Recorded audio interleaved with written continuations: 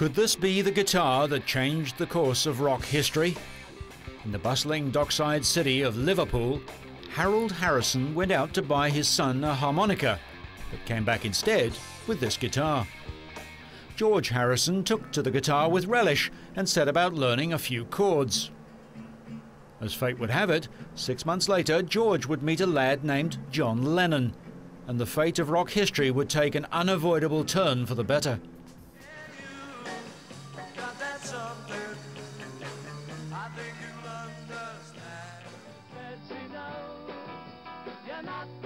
It didn't take long for the boys to gain success. 1962 saw John, Paul, George and Ringo sign their first major contract. Things were about to get a whole lot wilder. By 1963, Beatlemania had officially hit the UK. Girls screamed in hysterics as the Fab Four strutted their stuff on stage.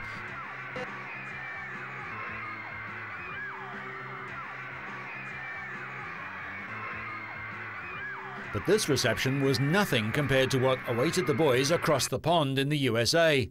Their arrival at JFK Airport was greeted with screaming fans in fits of passion. Selling 1 million copies of their first album in under 10 days, the Fab Four finally cracked the American market. On February the 9th, 1964, 73 million viewers, that's 40% of the then US population, tuned in to the Ed Sullivan Show to watch four lads in strange outfits with their crazy mop tops bopping out tunes. The American crime rate dropped that day.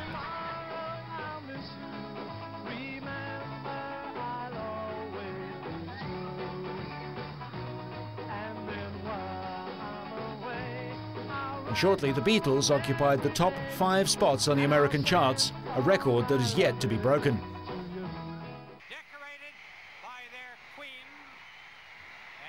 The Fab Four only toured up until 1966, but the screaming of the fans was just too much to compete with. Instead, they embarked upon an illustrious recording career, concentrating all their efforts into studio techniques and composition.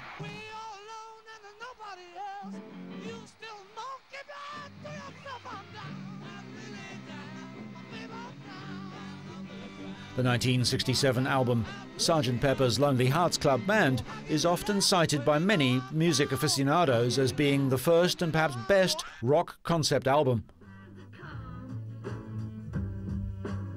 Songs such as Lucy in the Sky with Diamonds, Strawberry Fields Forever and I Am the Walrus marked the psychedelic period in the band's social history.